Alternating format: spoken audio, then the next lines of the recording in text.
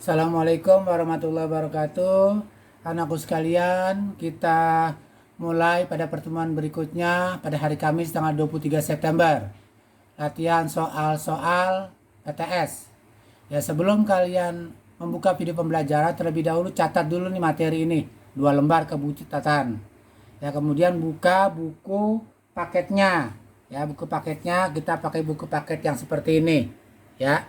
Nah, sekarang kita mulai saja untuk mempersingkat waktu. Buka halaman 8 nomor 20. Ya. Ada 3 buah hambatan disusun secara seri.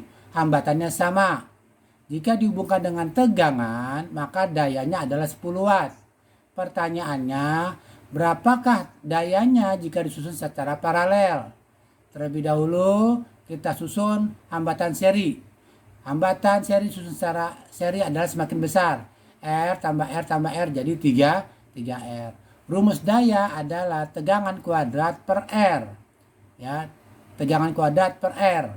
Ya, ada juga rumus daya yang lainnya, silakan lihat di buku paketnya. Berarti tegangan adalah akar P kali R. P-nya adalah 10, R-nya adalah 3R. Jadi tegangan adalah akar 30R. Kemudian kita susun secara paralel hambatannya.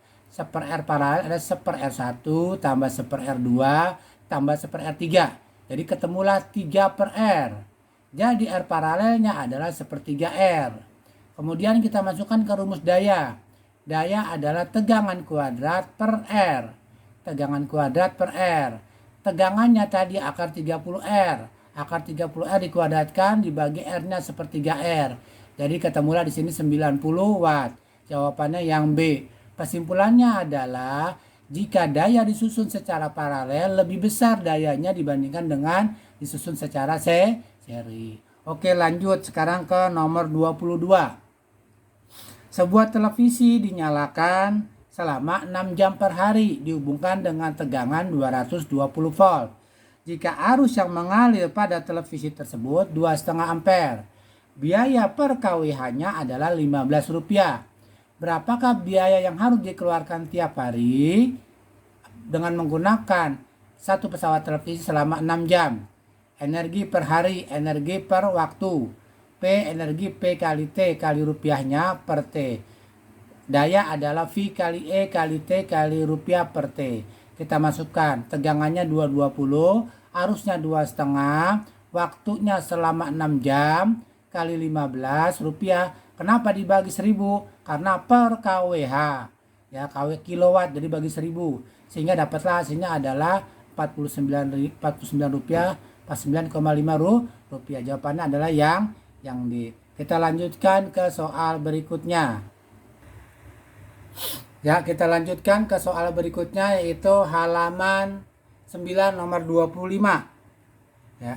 Jika sebuah setrika listrik 200 watt dihubungkan, ya, setrika listrik tertulis 200 watt, menghabiskan energi 0,2 kilowatt jam.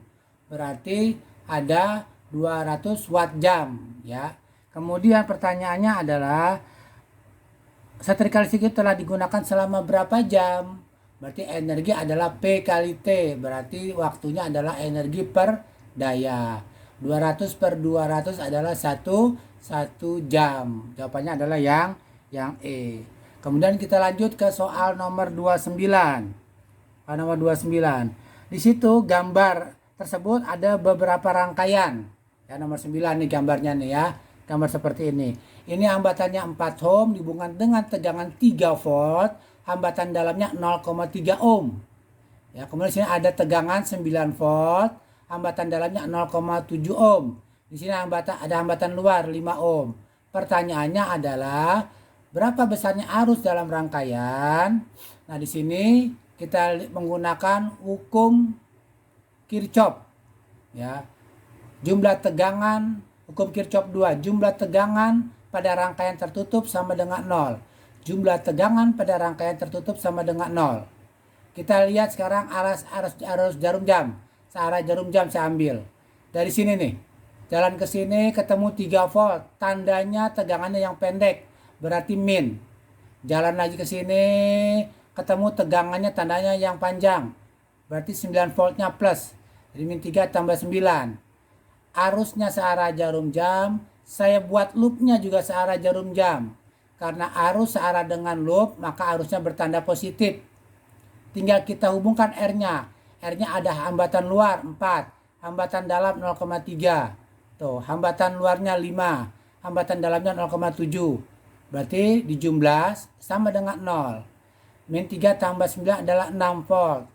Ya, ini 4 tambah 0, 3 tambah 5 tambah 0, 7 adalah 10 arus, 10 I. Berarti I adalah 6/10. Jadi arus dalam rangkaian tersebut adalah 0,6 ampere. Jawabannya yang C ya. Kemudian yang terakhir ya. Di sini halaman 20. Coba dibuka halaman 20-nya. Ya, halaman 20. Ya. Halaman 20 itu soal nomor 3. Ya, soal nomor 3. Ya. Diketahui terdapat 2 buah muatan, yaitu 9, 10 pangkat min 5 kolom, anggaplah ini A. Dan 4 kali 10 pangkat 5 kolom, anggaplah ini titik B. Ya, terpisah sejauh 20 cm. Terdapat pula muatan ketiga, yaitu plus. Oh, muatan ketiga di sini plus 2 mikrokolom. Jarak muatan ketiga ya dengan muatan pertama, agar resultan gaya pada muatan itu adalah 0 adalah ya kita buat di sini. Kenapa buat di sini? Karena semuanya adalah plus. Ya, kalau plus itu tolak penolak, jadi hasilnya adalah min selisih. Ya. Kita misalkan di mana letak titik C supaya gayanya sama dengan 0. Sini F kali gaya AC sama dengan gaya BC. Rumusnya konstanta kali muatan A kali muatan C per RAC di sini. Saya anggap adalah AC adalah X. Berarti gaya FBC adalah K QB QC per RBC. Ya, RBC. Di sini karena sama-sama C dicoret C-nya, tinggal QA sama QB. Sehingga di sini K-nya juga sama dicoret. Jadi tinggal 9 kali 10 pangkat 5 per X kuadrat. AC X kuadrat. Kemudian QB-nya adalah 4 10 pangkat 5. Maka BC adalah 20 dikurang X. So, ya. Karena dari sini ke sini X, dari sini ke sini 20. Maka BC adalah 20 dikurang X. Maka secara matematis kali silang. Ya, 20 ini naik pindah ke atas. 20 kurang X per X. Kuadrat jadikan akar 4/9 adalah 2/3. Kali silang 20 kurang X dikali 3. 3 kali 20 60. 3 kali min X adalah min 3X. 2 kali X adalah 2X. Jadi X-nya adalah 60/5. 12 cm. Dari mana 12 cm? 12 cm dari A. Gitu ya. Kalau pertanyaannya dari mana? Dari B.